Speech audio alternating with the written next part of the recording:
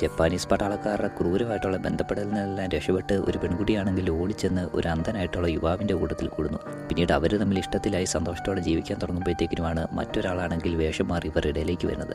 പിന്നീട് എന്തൊക്കെയായിരിക്കും സംഭവിച്ചിട്ടുണ്ടാവുക? അപ്പം നമ്മളിന്ന് കാണാൻ പോകുന്നതെന്ന് വെച്ച് കഴിഞ്ഞാൽ 2025 റിലീസ് ചെയ്ത വിക്ടോറിയ സിൽവർ എന്ന് പറഞ്ഞ ഒരു സിനിമയാണ്. ഏതായാലും നമുക്ക് നേരെ വീട്ടിലേക്ക് പോകാം.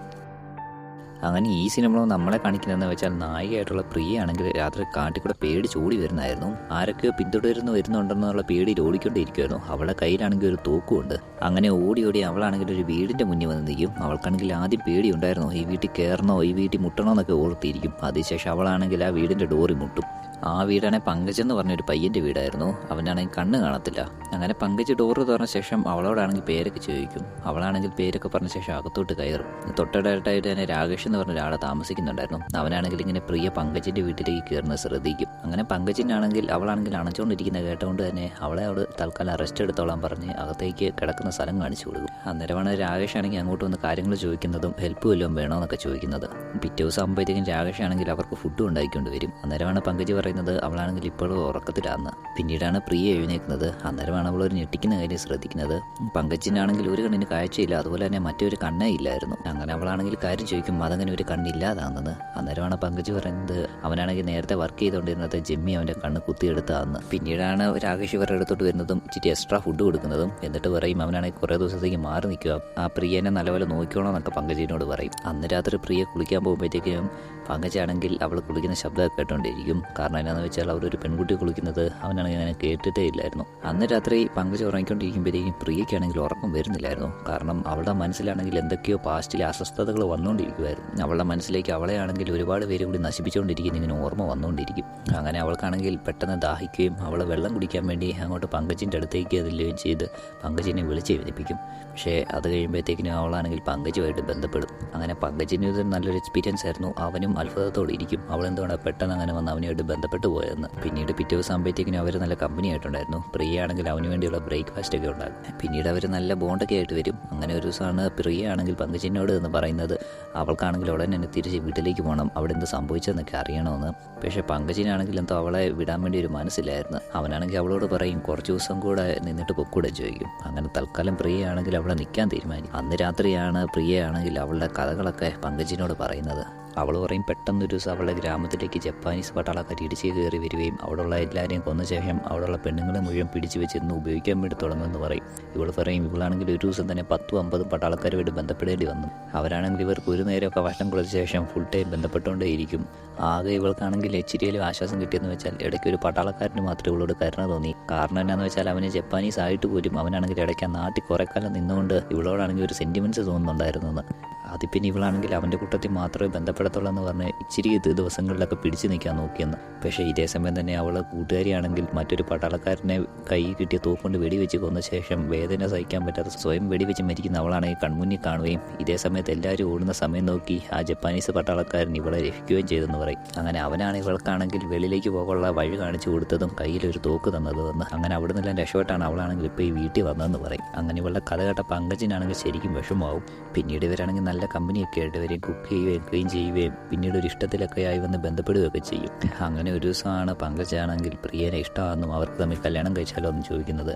പ്രിയയാണെങ്കിൽ ആലോചിച്ചിട്ട് പറയാമെന്നും അവൾക്കാണെങ്കിൽ അത്യാവശ്യമായിട്ട് അവളുടെ അച്ഛനും അമ്മയൊക്കെ ഒന്ന് പോയി തിരിച്ച് കാണണമെന്നും പറയുന്നത്. ഇതേ സമയം രാകേഷ് ആണെങ്കിൽ അവിടേക്ക് കയറി വരുന്ന പട്ടാളക്കാർക്കെതിരായിട്ട് പോരടിക്കൊണ്ടിരിക്കുമായിരുന്നു. വീണ്ടും പ്രിയയ്ക്കാണെങ്കിൽ കിടന്നിട്ട് ഉറക്കം വരുന്നില്ലായിരുന്നു. ആ റൂമിൻ്റെ അകത്ത് വെച്ച് സംഭവിച്ചാൽ അവൾക്ക് വീണ്ടും ഓർമ്മ വന്നുകൊണ്ടിരിക്കും.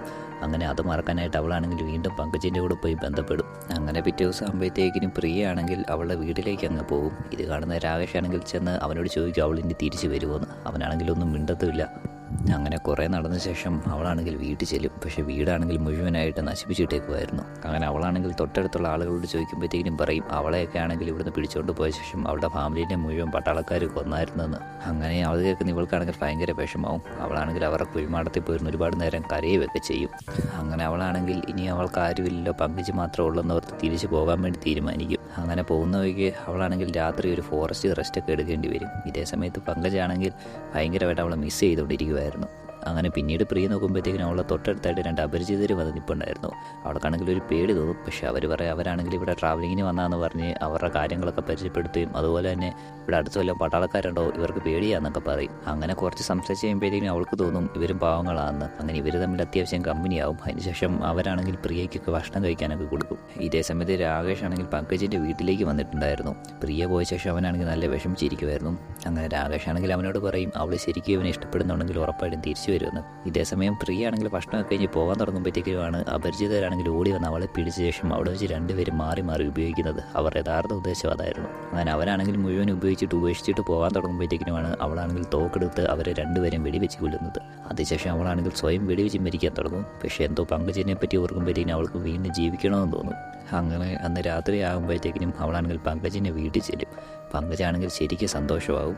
അവളാണെങ്കിൽ അവനെ കല്യാണം കഴിച്ചോളാന്ന് പറയുകയും ചെയ്യും. പിന്നീട് അവർ രണ്ടുമാണെങ്കിൽ അന്നേരം ബന്ധപ്പെടും. ഇതേ സമയം രാകേഷ് ആണെങ്കിൽ അവിടെ ഒരു ടീമിനെ ഉണ്ടാക്കിക്കൊണ്ടിരിക്കുമായിരുന്നു. എന്നിട്ട് ജപ്പാനീസ് പട്ടാളക്കാരെല്ലാം കൊല്ലാൻ വേണ്ടി. അങ്ങനെ രാകേഷും അവിടെ വന്ന പട്ടാളക്കാരോട് ഒരു ഏറ്റുമുട്ടൽ നടക്കുമ്പോഴത്തേക്കിനുമാണ് രാകേഷിൻ്റെ കൂട്ടത്തിലുള്ള ഒരുത്തിനെ ഒറ്റുന്നതും അങ്ങനെ രാകേഷ് ആണെങ്കിൽ വെടിയേറ്റ് മരിക്കുന്നതും. അങ്ങനെ അവനാണെങ്കിൽ രാകേഷിൻ്റെ ബോഡിയുടെ അടുത്ത് പോയിരുന്ന് ചിരിച്ചുകൊണ്ടിരിക്കുമ്പോഴത്തേക്കിനുമാണ് പ്രിയ വന്ന ശേഷം ഒരു പട്ടാളക്കാരനെ കൊല്ലുന്നത്. പക്ഷേ പ്രിയ ആണെങ്കിൽ അതിന് മുന്നേ നടന്ന കാര്യങ്ങൾ കണ്ടിട്ടില്ലായിരുന്നു. അതുകൊണ്ട് തന്നെ ഇവനാണെങ്കിൽ ഇവനെ ജീവൻ രക്ഷിച്ചതിന് നന്ദി എന്നൊക്കെ പറയും. അങ്ങനെ പ്രിയയ്ക്കും മനസ്സിലാകത്തില്ല അവനാണെങ്കിൽ രാകേഷിനെ ഒറ്റിയവനാണെന്ന്. അങ്ങനെ പതിയെ അവൻ ഇവരുടെ കൂട്ടത്തിൽ കൂടും. അവൻ്റെ പേര് രാഹുൽ എന്നായിരുന്നു. പിന്നീട് പ്രിയ ആണെങ്കിൽ അവൻ്റെ മുറിവുകളൊക്കെ മരുന്നൊക്കെ വെച്ച് കൊടുക്കും. അവനാണെങ്കിൽ ഓരോ കള്ളക്കഥകളൊക്കെ അവരോട് പറഞ്ഞുകൊണ്ടിരിക്കുകയും ചെയ്യും. അന്ന് രാത്രിയാണെങ്കിൽ ഇവരും ഇവരുടെ കൂട്ടത്തിലായിരുന്നു കിടന്നത്. എന്നത്തെ പോലെ തന്നെ പ്രിയയ്ക്ക് വീണ്ടും അവളെ ആ പഴയ ആളുകളെല്ലാം ബന്ധപ്പെടുന്ന ഓർമ്മകൾ വന്നുകൊണ്ടിരിക്കും. അങ്ങനെ അവളാണെങ്കിൽ ഈ തവണ പങ്കജിന് പകരം രാഹുലിൻ്റെ കൂട്ടത്തിൽ ബന്ധപ്പെടും. പിന്നീട് രാവിലെയാണ് 3 പേരും ഭക്ഷണം കഴിച്ച ശേഷം പങ്കജും പ്രിയയും കൂടെ ഉടനെ തന്നെ കല്യാണം നടത്താമെന്നും അവർക്ക് ദൂരെ എങ്ങോട്ടേലൊക്കെ പോകാമെന്നൊക്കെ പറഞ്ഞിരിക്കുന്നത്. കാരണം പട്ടാളക്കാരാണെങ്കിൽ പതിയെ അടുത്ത് വന്നുകൊണ്ടിരിക്കുകയെന്ന് ഇവർക്ക് പിടികിട്ടിയായിരുന്നു. പിന്നീട് പ്രിയ ആണെങ്കിൽ എന്തോ കാര്യത്തിന് അകത്തേക്ക് പോകുമ്പോഴത്തേക്കിനുമാണ് രാഹുലിൻ്റെ യഥാർത്ഥ സ്വഭാവം വെളി വരുന്നത്. അവനാണെങ്കിൽ അവളെ ബലം പിടിച്ച് ബന്ധപ്പെടാൻ വേണ്ടി നോക്കും. അങ്ങനെ അവളാണെങ്കിൽ അവിടെ കിടന്ന് കരയുന്ന ശബ്ദം കേട്ട് പങ്കജാണെങ്കിൽ ഒരു വിധത്തിൽ അങ്ങോട്ട് വന്ന ശേഷം അവനെ പിടിച്ച് മാറ്റാൻ വേണ്ടി നോക്കും. അവനാണെങ്കിൽ ഒരു തരത്തിലും പ്രിയ വിടത്തില്ലെന്ന് കാണുമ്പോഴത്തേക്കിനും പങ്കജ് അവൻ്റെ കയ്യിരിക്കുന്ന തോക്ക് ഉപയോഗിച്ച് അവനെയാണെങ്കിൽ വെടിവെച്ച് കൊല്ലും. അങ്ങനെ ഒറ്റുകാരനായിട്ടുള്ള രാഹുലും മരിക്കും. പിന്നീട് പങ്കജും പ്രിയയും കൂടെ സന്തോഷത്തോടു കൂടി പുതിയ ജീവിതത്തിലേക്ക് പോകുമ്പോഴത്തേക്കിനും ഈ സിനിമ അവിടെ അവസാനിക്കും.